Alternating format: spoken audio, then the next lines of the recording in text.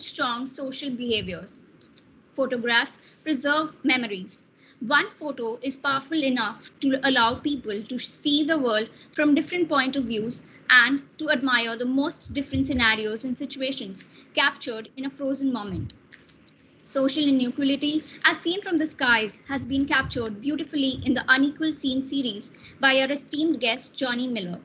On the contrary, it's a delight to have Libby Rose talk about how she tries to address self identity and status through the power of clothing. I hope that you enjoy the session and send us your questions throughout the session, and we will address them at the end. Thank you. Hello, good morning to our two speakers. How are you doing today? Yeah, good morning. Got my coffee. Yeah. So I'm doing well. It's 7 in the morning here in Seattle, so I'm happy to be here. Yeah. Miss Libby, would you like to start off with an introduction of your project? Yeah, so I started Softshell's project 4 years ago now, and it's a project where I sculpt people under every object of clothing that they own. And I started this project in British Columbia, Canada, and I've now worked with 57 different models, ranging in age from, I think 6 days old was my youngest model, and 89 has been now my oldest model. And this project is about how we kind of perceive each other and how we construct our own identities through fashion and clothing. And yeah, I'm sure we'll talk about it more later. I must say the pictures are striking to see. Mr. Miller, would you like to give us an introduction of your work? Sure. The work that most people know that I've done is called Unequal Scenes. First of all, I'm a photographer. That's my profession. I live normally in Cape Town, South Africa. Right now I'm in America because of the coronavirus pandemic. I'm American by birth. And Unequal Scenes started 4 years ago when I took a drone and flew above a part of Cape Town that was really unequal. So there was an area of shacks, sort of a slum area, right next to a really rich area. And I just kind of had an idea, it was like a whim, that would make an interesting photo. And as a foreigner in South Africa, sometimes you're confronted with scenes that an average South African might not think twice about because they see it every day. So, but to me, it was quite striking. And that photo, I posted on my Facebook page. It only had 200 likes at the time. And someone shared that and the photo went viral. And this whole project, now 4 years later, where I'm working almost full time on this project, is because of that photo going viral on Facebook. So it's quite an interesting story of how this all started. Some people don't realize the backstory. That was kind of an accident in a way. But I've done it in 7 countries. Next week, I bought my tickets. I'm flying to Brazil to shoot in that country. And it's just been an incredible journey. I've been to Mumbai. Many people have shared the photos in India from Mumbai, and there's quite a bit to talk about there as well. So I'm sure we'll get into that. Wonderful. Let's get right into it, shall we? As economics students, we study various phenomena at a macro and a micro level, and I would like to draw a similar connection to both of your projects. Mr. Miller, what drew you to these cities? And Libby, why clothes? And is there some cohesiveness that can be achieved from a macro and a micro visual? I'll start, Libby, if that's okay. Sure. Well, it's an interesting point you bring up, and let me just give you an anecdote of the very first interview I ever did for this project. And I've done a lot of interviews for this project, but the very, very first one I thought was quite an astute interviewer. She was an interviewist from the Mail and Guardian in South Africa, the newspaper. And she said, we were talking about why my photos were going viral. And she said, do you think it's because perhaps people are tired of looking at images of poverty? And because you're taking images from a drone, that somehow frees people up emotionally to deal with the image in a new way, or the topic in a new way. And I thought that, I hadn't thought about that at the time. And I thought, wow, yeah, I mean, she's probably right. And ever since, I have sort of played with that in a way. Obviously, I can access these communities, and I have shot people in the communities. But there's a power in the drone. There's a power in distancing that, again, it allows people, I think, it allows myself an emotional space to then approach the problem of inequality from, of course, a macro perspective, but maybe more of a architectural or an urban planning or a public health perspective, rather than an individual poverty alleviation perspective. And, oftentimes people use my images to talk about poverty alleviation when really I'm talking about inequality reduction, which is different. And I think you have to have a macro view to talk about inequality in one single image, because if you don't see the rich side of the photo, you're not really talking about inequality, in my opinion. Yeah. That's very true. Yes. Miss Libby, the clothes, where did you come up with that, or why specifically clothes? Yeah, I think that that's a really good parallel as well that Johnny and you were both talking about with macro and micro level, because I think clothing sort of is able to speak to both of those, where it's something that I've thought about a lot, how we're all implicated by this decision of getting dressed every day and having to walk out and be perceived and also construct our own identity through clothing. And I think that it's able to talk to sort of like this individualistic micro level of how we're forming our own sense of self, but also this is very socially implicated. And we can't really escape this sort of social context within like that we're displaying ourselves within. So we're thinking that we're making these totally independent choices and that we are like true individuals, but we are also always being perceived by other people. And, there's sort of a limitation of how much power we have in coming to these choices of how we construct ourselves. And there's like a lot of other factors that kind of come into place with that, of like what our class is or culture or age and all these other things that intersect with clothing and in a really interesting way. And so that's something that I've always been interested in, sort of isolating and being able to look at different individuals through that lens. Yeah. That's really interesting. It's like a lot of what makes you might not even be you, right? And it might be other things that influence your choices in what you buy. Some of your most of your pictures, they're very strikingly beautiful, right? The sands of Namibia, or that pink strip in Mexico, and with you, your sculptures of these people, the old people under all these clothes, right? What is your idea of beauty that you portray in your work? Should I start? Yeah.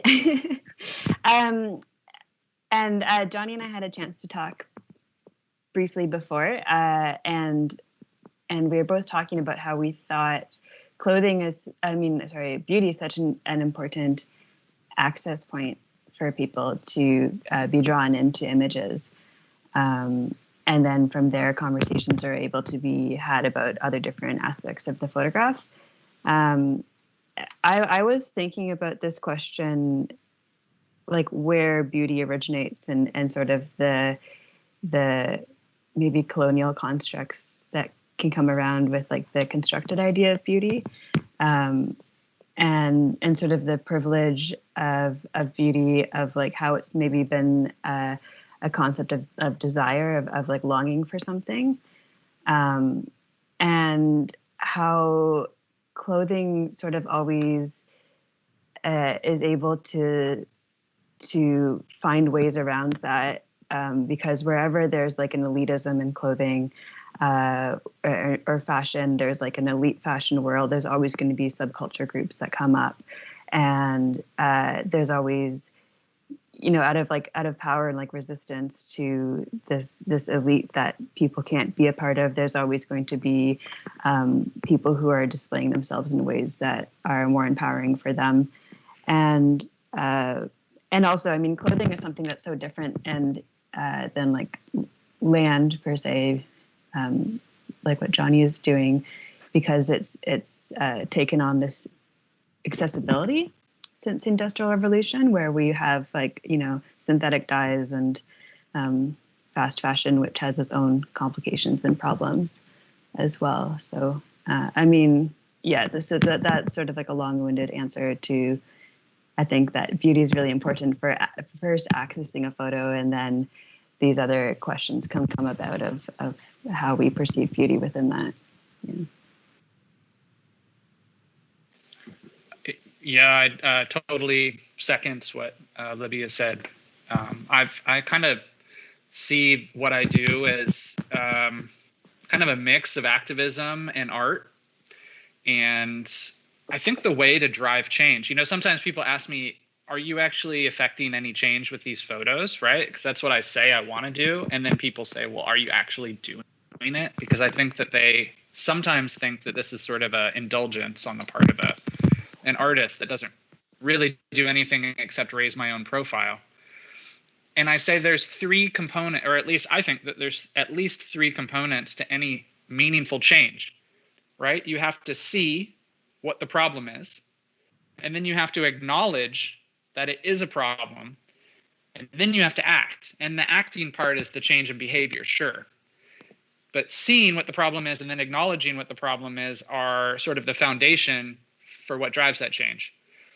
And I see beauty, or, I don't like to use the word beauty as much as I like to use the word maybe design. And design is contrived of different principles of balance and darks and lights and color and patterns, really, that of course, because of the way that our brains are wired, and people have been studying this for 150 years, ever since sort of design became a topic of discussion in higher education about how to sort of reach those areas of our brain. And I try to emulate those because A, they look better to me. And I approach this as a photographer first. Just to go off on a slight tangent, there's many people taking photographs of inequality. If you Google them, you can find them. There's journalists, and then there's activists taking photos of photography, and then there's people who, like me, are trying to come at it from more of an art perspective, or like I'd say a more traditional photography perspective. And the approach is quite different. And so to me, it's important to imbue the photographs with those principles of design for both the reasons that I said, both because they please me and because it serves to further sort of the point of what I'm doing. And I found like it's more effective, to be perfectly honest, to get people to the point where they can say, I understand that inequality is a problem now, which people have said to me repeatedly, not to like beat the horse too much, but the project really has changed people's minds as in terms of what inequality looks like. They need to be welcomed into the photo with a comfortable aesthetic, if that makes sense. Especially now because I shouldn't say most, on my website, the traffic is generally 60% mobile, 40% desktop. But the way that my photos spread originally on social media, at least, the way we consume social media, at least Facebook, Instagram, and other mobile feeds that you scroll through, I think as a photographer or even as an activist or a journalist, you have to design your message in a way that gets people to stop, right? Even for a half a second, to give it a like or a double tap or a swipe or whatever it is. Because the sort of dissemination method of the phone is super important to the message you're trying to spread in the first place. That kind of sucks in a way, but it's also kind of awesome because you can reach so many people. I don't particularly think I'm all that talented. I think Libby's photographs are beautiful. I think she's much more talented as a photographer. What I think I have done well with this project, though, is sort of harness the power of how the photos spread. Okay, so I kind of have a follow-up question for both of you individually. So, Mr. Miller, would you say that having like a nice design aesthetic is like an invitation, right? Hey, stop, look at this. And that kind of gets the conversation started. Even if 90% of it probably they'll say they'll stay, they'll give it a like and move on. There might be someone who'll be like, hey, this looks like an actual problem. So is that the invitation that we're putting out? Oh yeah, I mean, yes. That you basically said what I said in a much more succinct way, so thank you. But there's marketing people talk about a funnel. Mm-hmm. So I'm sure someone in your audience has done marketing. There's a funnel, right? So the funnel is the widest at the top. You're trying to attract as many people as possible to at least notice your image. The funnel gets a little bit narrower when they like the image or whatever. And then at the bottom, the very narrow part of the funnel is the people who are actually going to change their actions or perhaps put money towards some cause, learn more, research. You know what I mean? So, yeah. Of course, it's not about marketing. This is more about sort of the way that the activism message spreads rather than the creation of the photography, obviously. But oftentimes I think people miss that part, and it's super important. And Libby, like, in the United States, the 70s, the 80s, the 90s, they had very distinct fashion tastes. Like, you could look at something and be like, hey, this is definitely from the 70s. But right now, you kind of look at it and sort of just a mishmash of a lot of things, right? So is that on the side of, oh, people are becoming more individualistic, or is it that fast fashion is kind of pushed so much clothing into our arms that we're like, hey, I might as well just buy everything?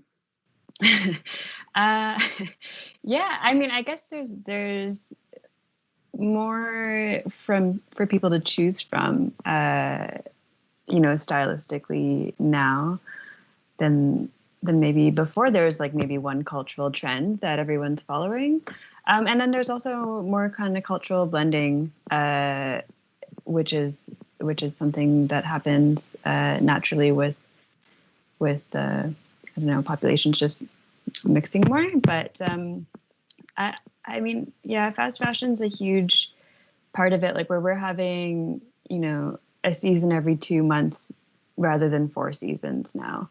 And there's like a lot of questions about how we can turn our identity over in really kind of quick ways. But I don't think that we're actually buying anything that's too distinct and different. Like I think a lot of people will just continue to buy more of the same things. Like it's amazing when I'm going through people's wardrobe, how often it will be like they'll have like 6 of the same kind of red T-shirt, and you'll often be attracted to the same sort of stuff. And so when people think that they're buying something totally new and cutting edge for them, it's often one of the same. But yeah, I don't know. I think that there's maybe more for us to choose from, and the way that we consume it is just different. It's more disposable, which I think sort of also that quickness is really similar to the way that you were both talking about how we consume images as well. And maybe that's why these images pair so well with fast fashion topic. Yeah. I see. Thank you. There is, however, sometimes a gap between what the artist wants to portray and what the viewer sees in your art, right? So how do you bridge that gap so that your purpose isn't defined? Go ahead. Okay. Yeah. I never personally have a dogmatic idea about how I want my images to be perceived. Like I don't have a conclusion that I need people to come to. I am usually thinking about a lot of like social questions, and I'm trying to find ways to concisely put these questions into a forum where people can have those conversations. So with soft shells, I was thinking of fast fashion and consumerism and how we construct identity. And so I was like, how do I build photographs where I'm like literally constructing the photograph or constructing these towers of people, and we can see like the like physical constructedness of identity and culture in that way. But then I'm also trying to think about, you know, all the different possibilities of how somebody might perceive this and what symbols we have in culture. So other people, you know, you're never going to know what people take an image. And that's sort of part of the beauty of it, is that people have come to me with like sort of different interpretations, but usually they're somewhat in line. And if something was way out of left field, I would maybe be a bit worried about it, but there's some control that you need to have to your images and what you're putting out there. But I think that there's, you know, that gap between that exact message that you're trying to get and what people are perceiving is sort of what my work is about, though, is like the gap between who somebody is and then how they're perceived. So then there's always going to be that gap of like, I'm trying to represent myself in this way, and then there's just, it's not going to quite connect with that, you know, quick interpretation that somebody else is getting of you. So that's, I think the control is a hard one, but once you put it out there, you know, it's people's to interpret. So you try and control it how you can and think about all the different interpretations. Yeah, Libby and I had this conversation last night as well when we chatted about how both of our projects went viral and to some extent are now out of our control, at least in particular sort of media channels. The message is sort of out of my control. I remember, and this was one of the biggest sort of spikes to my traffic to my website, was CNN sharing the article, and they said the architecture of apartheid still persists. And of course, the images in South Africa reflect the architecture of apartheid in that country, which was the separation of black and white people through law and planning. But the purpose of the project wasn't necessarily to talk about the divisions between white and black people in South Africa. That's something that, for example, that's an example of something that was, if I was on the editorial board of CNN at that point, I wouldn't have put that title out. It was kind of a salacious title, and you can't, right? I mean, it's gone. Another thing is when people share my images to promote their own viewpoint on social media, which happens all the time. Sometimes I'll catch it later because someone will send me my photo being used by, and it's normally people who are using it for good, but there's a lot of people, especially in the beginning, especially in South Africa, who would say things like, well, this is an example of why people should be separated, is because look at the way that they build their neighborhoods. Early on in South Africa, on the comments on my Facebook page, which are still up, and you can read them, there was a lot of comments to that effect, right? That you're actually showing the differences between people as to why they should stay separate. And I think so this is my philosophy, right? I think my philosophy of humanity is if you give people enough information, the majority of humanity will come to the right conclusion. So that's kind of that see, acknowledge, act part of what I was talking about. The worrying trend, I think, in the world, and right now I'm not talking specifically about photography, but just in media in general, is that people are working in every country, right? Not just America, in every country, to limit access to information. The paradox is that social media and the internet is this great sort of democratic experiment where everyone has the same voice, but it's being steadily eroded. And especially in the last, let's say 3-4 years, where you're starting to see channels occur, and people are starting to get deep into those channels, and it's starting to influence how politics are moving. It's starting to affect sort of how people are affecting one another, how people are interacting with one another in a variety of ways, political and not. With my project, and this is relating back to the topic, I had a purpose It's written on my website, and every time I speak about it, and I'll say it again right now, the purpose of these photos is because I think the status quo is unfair. I think inequalities, both in economics and intersectional inequalities and geopolitical inequalities, environmental inequalities, should be reduced. And there's a variety of reasons why they should be reduced. It's not just a moral thing. It's not just to make you feel good. There's a variety of reasons, right? The world will be a healthier place, a fairer place, a more prosperous place if inequalities are reduced. And these photos are a reflection of that message. So there's no ambiguity, right? As like Libby said, as an artist, she wants people to come to their own conclusions. I don't want people to come to their own conclusions. And I've written it down explicitly. But there's always going to be that possibility that people will sort of manipulate my photos for bad intent. And I guess I'm just okay with that. Like I sleep well every night having done this project. And I think that that's sort of the marker for me as to whether or not this is something true to my mission as an activist, really.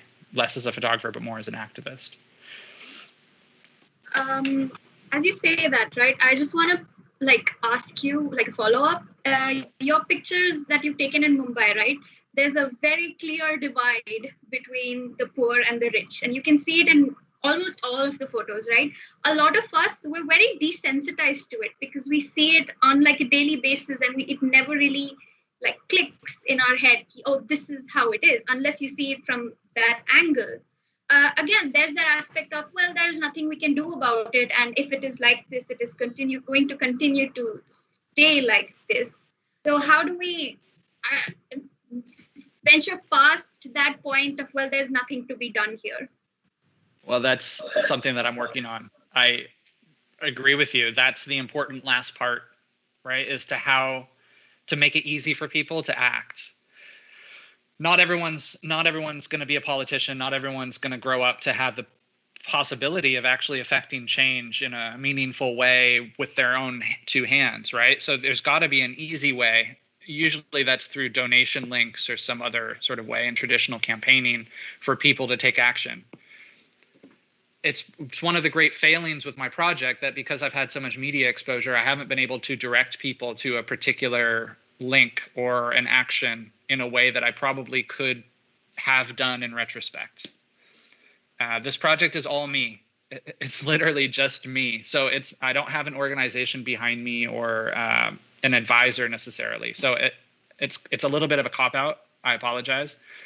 I would say, though, one thing that you could do would be to research, and I've provided certain links in the Mumbai section of my website, why Mumbai is so unequal and what reasons there are for it. Because I think the reasons, or the ways to get out of that unequal situation will become more apparent once you realize why you're in it in the first place.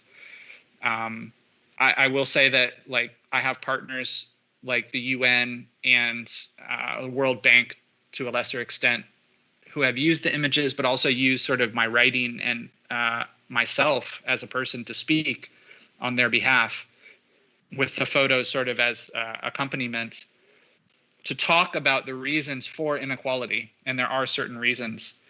And using the power of their organizations to affect change. But I know it can feel sort of overwhelming. There's also a feeling that I don't understand the context.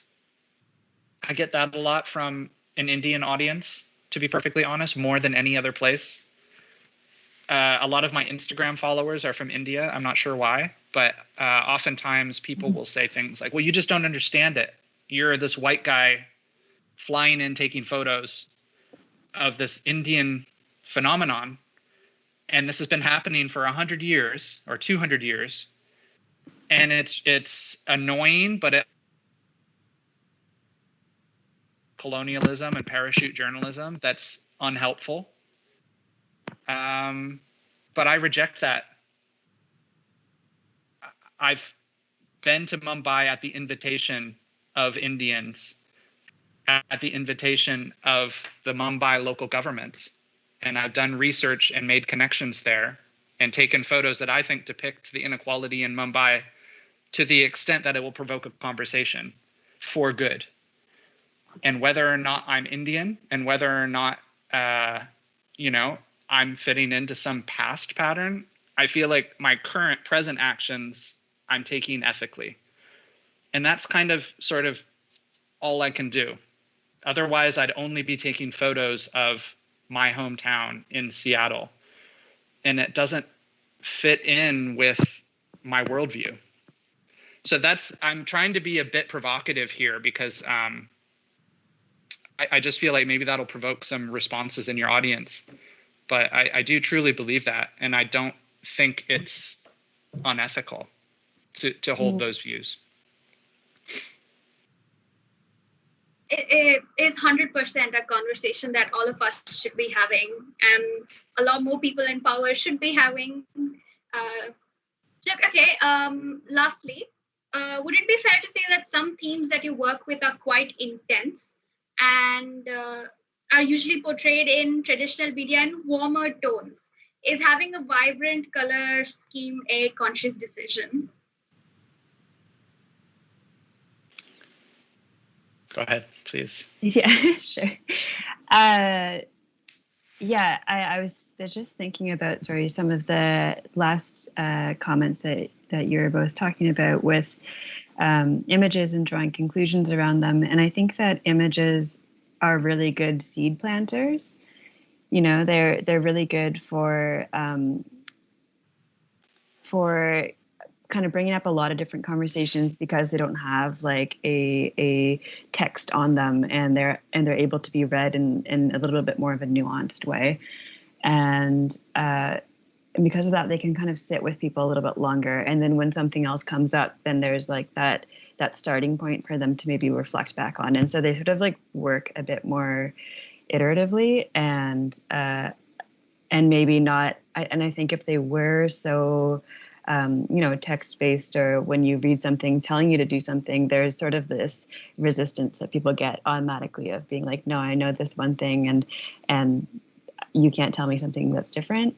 And so they sort of like are these things that enable people to sort of open up, think about it, and sit there rather than having them just like close off to it and turn around. But the photographs that I'm making are all the people that they are. So it's all the stuff that people own. And so, because of that, it's like all the models who I'm working with, the people who I'm working with, they're direct contributors to my work. And it's sort of an interesting thing. It's like I go to someone's place because it's always photographed in their own home. And they kind of provide me with this palette of clothing paint that I'm going to be using. But it's something that is important for, I guess, drawing people in that kind of way. And I guess the themes that I'm working with are intense by nature of them being, major social themes of identity, and culture comes up in it, race comes up in it because it's unavoidable for people, class comes up in it because of the way that clothing works as a consumer commodity. It's important for, again, like for what we were saying, for it to be, what is true to the person and how they represent themselves. And is as an access point of drawing them in. I don't know that I would ever change anything. Like I'm already constructing the photograph, right? Like my hand is very heavy in the construction of this photograph, and I feel like that's enough manipulation for me. And I think that's sort of an interesting thing, is that that doesn't get talked about enough, is that I'm already like really manipulating this thing. I'm then digitally editing it quite a bit, and the way that I'm like stitching all these photos together to make them quite big prints. So changing like colors or things like that seems like something that would maybe, limit the access point. Well, just to follow on, I actually, so one of the photographs that I took in South Africa went on to be the cover of Time magazine last year. It was a big deal for me, big deal for the project. There was a trend on social media for a little while where people were saying that I photoshopped the poor side of the image and desaturated the colors. And it actually became a thing because of the fact that my images sit right on the border between journalism and art, which have very different ethical standards for the photography that accompanies either one, that I had to make it clear to the editors at Time and to social media to the extent that I could that there was no manipulation of that photo beyond sort of what's considered ethical from World Press photo standards or from normal editorial standards. So if you're talking about saturation in my images, I do edit them slightly. I change and tweak contrast and sharpness slightly. I change saturation across the whole image slightly because I want them to pop on social media, especially if I post them on Instagram or something. But there's never any sort of replacing or desaturating components of the image to sort of enhance the effect. That's where the research comes in. That's the point of doing the research in the first place, is to find a place on Earth that really looks like that without having to use tricks. So there's, I'll just say that the images in Mumbai are, as you know, have blue tarps because it was the monsoon time, not because I colored them blue or something like that. So yeah. I must say the pink in Mexico, right? Like the tarps, they were really striking. I was like, is it actually pink? It took me a second to look at it and go, wow. That I don't think we need to dwell on it, but that image is really popular. It was a street market in an area of Mexico, which is actually one of the world's biggest slums. The word slum is problematic, but that's how people refer to it there. And it doesn't show rich and poor. That image doesn't show rich and poor. So it also speaks to this idea that you can further a message without directly sort of leading people to exactly what you're talking about. You can allow interpretation, and you can allow a project writ large to have a message versus individual photos. So this is something that I'm sure Libby can talk about too, is the boundaries of my project, and the project in and of itself is a thing.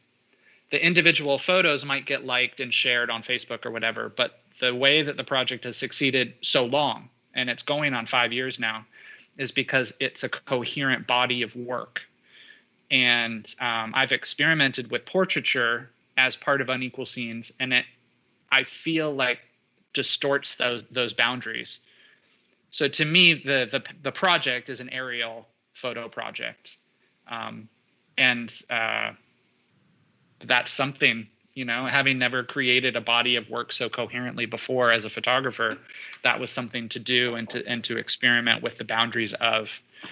So if there's any photographers that I'm speaking to now, I think that's it was quite formative to me in terms of building the project's success, was to set boundaries as to what constitutes the project and what doesn't. Well, thank you so much. This has been like a really insightful conversation. I think we can open to some questions from the audience now. I can just read them out to you with the name of the person. So the first one is from Isha Sheikh. Do you think the designs you portray in your project that makes these pictures so visually striking, is it ironic to the mess that Bombay slums are, or the mess that our unequal society is?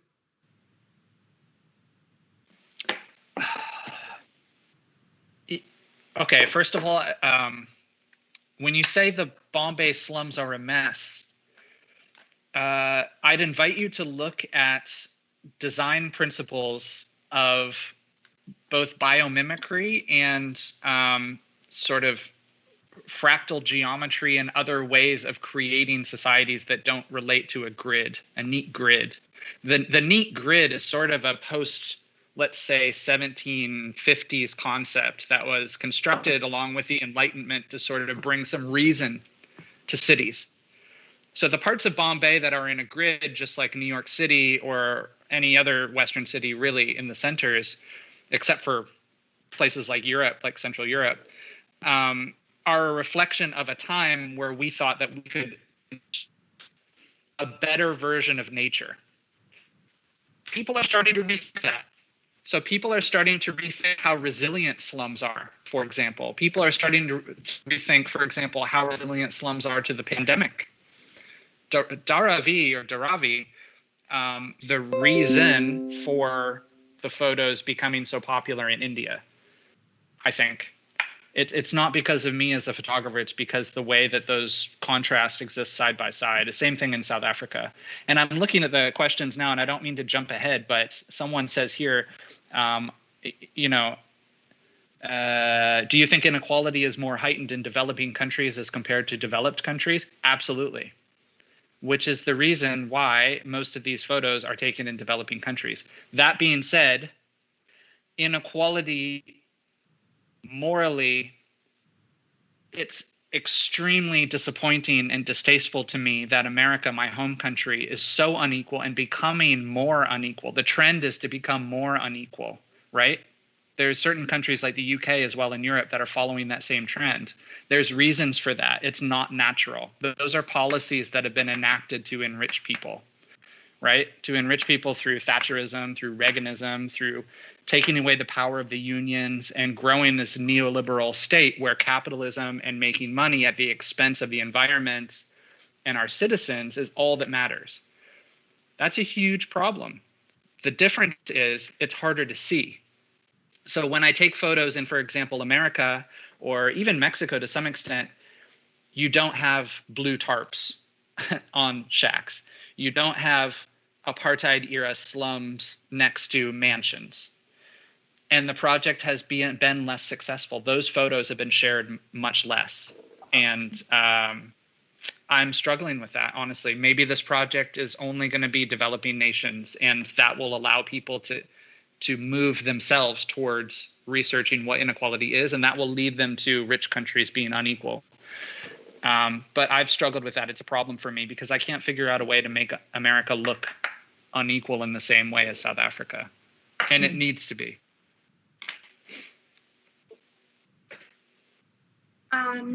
I see. So there are like hidden aspects of it that we can't really capture on camera, but like it exists, and we have to kind of talk about that too, right? There are people working in photography and videography and writing that are dealing with inequality. I'm part of a group called the Atlantic Fellows. Feel free to look them up. They have open cohort applications. There's one right now that is open to people around the world that is literally for leaders working to end inequality in a variety of different ways. And so, yeah, I can't do it from a drone, but it takes a spectrum of actors to effect any change. And so whatever it is that you do best, absolutely, we need those people working in rich countries and developing countries to end inequality. So that's what I would say. I would encourage you to find sort of the channel in your own sphere of influence. Thank you. Miss Libby, this is a question from Anika.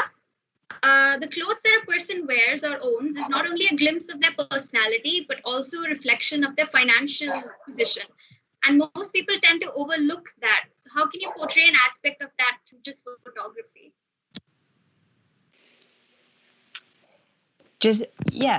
Thank you for the question. So I think that the photographs that I'm making are displaying a couple things, but one of them is the types of clothing that people have and have access to or are able to buy.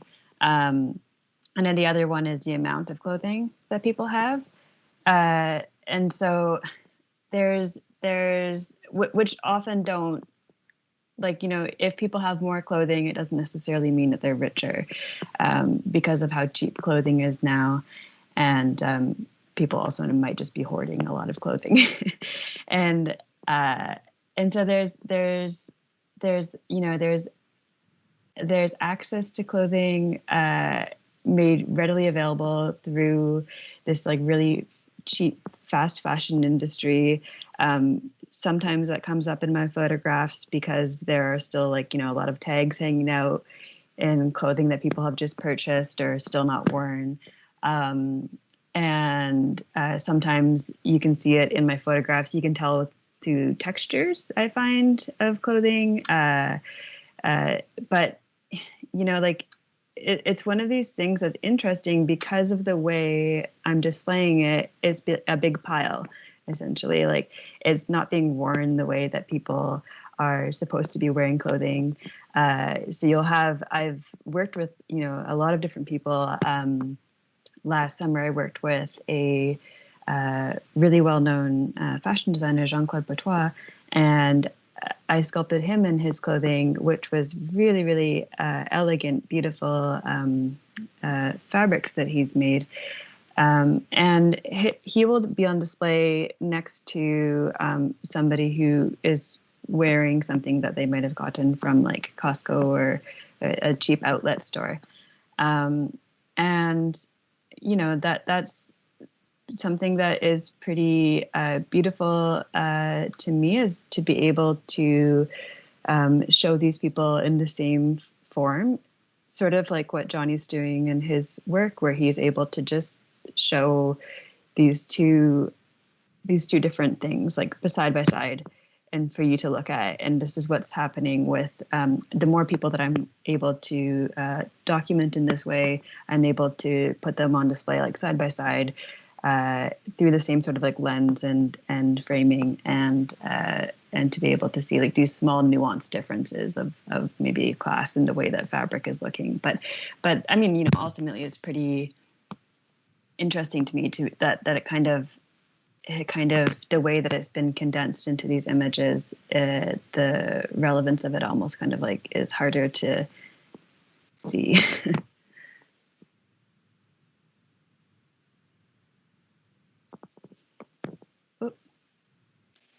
I think you're muted, Kirti. Oh, I'm so sorry. So there's a question from Aditi. How does greed, like, because we've talked about like the fashion industry and fast fashion, how does something like greed like drive exploitation and like increase inequalities in like the fashion industry, right?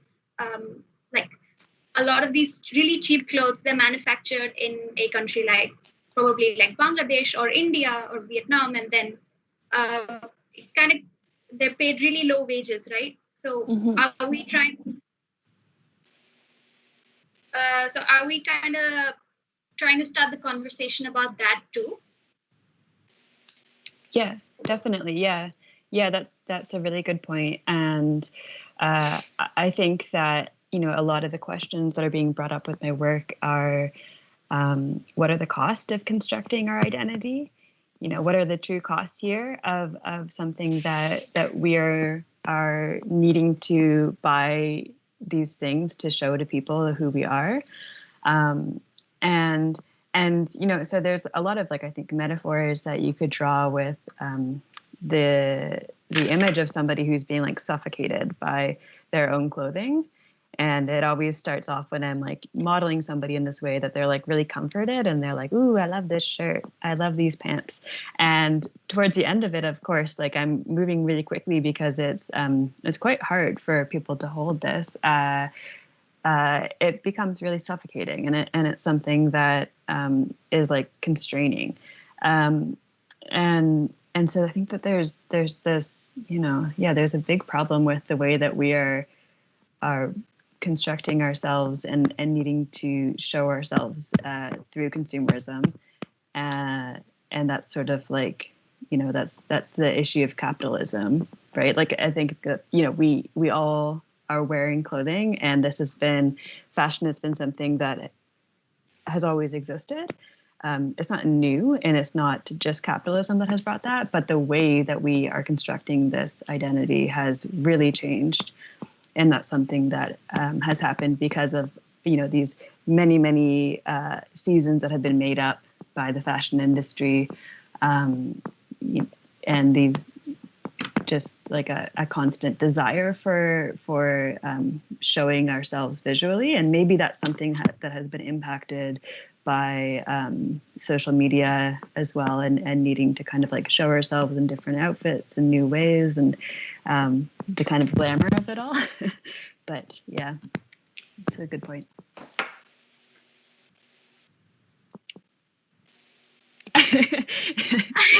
I keep forgetting him. Thank you so much for joining us here today. Can we just have our concluding statements? And Ms. Libby, would you like to start? Oh, a concluding statement.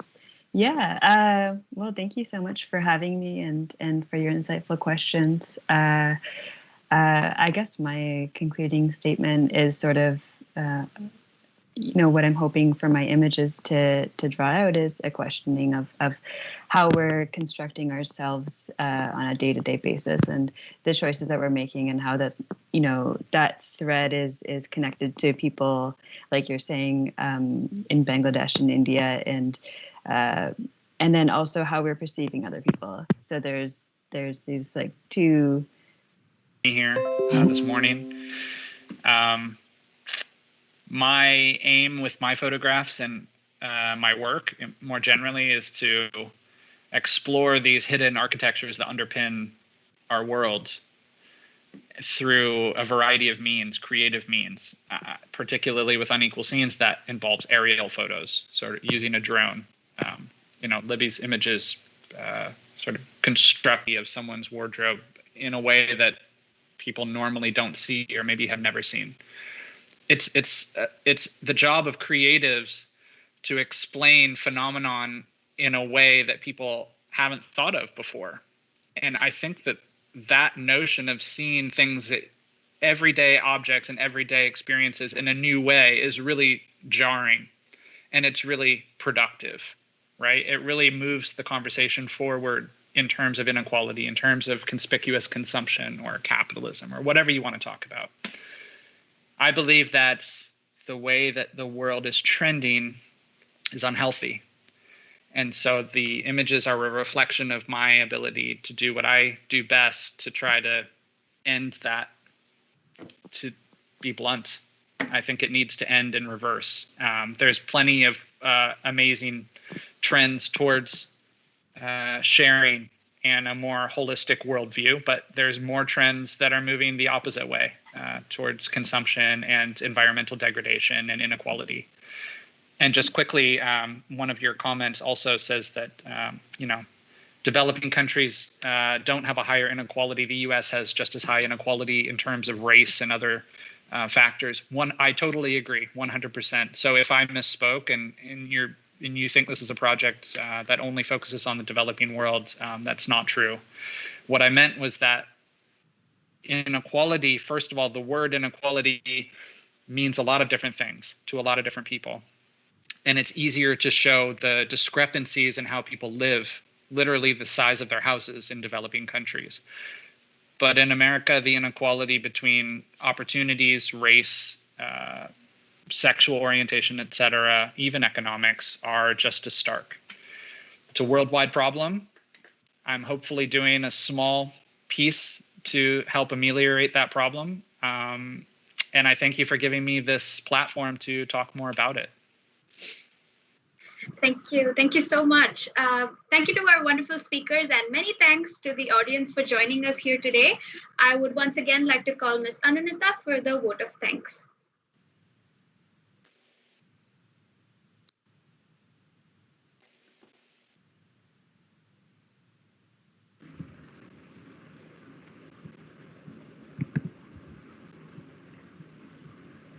On behalf of the entire team, I would like to extend my gratitude and thanks to our esteemed guests Johnny and Libby for gracing us today. It was indeed an inspiring session. I also like to thank all those who joined us today, without whose support this wouldn't have been possible. Looking forward to seeing you in the upcoming events as well. Thank you.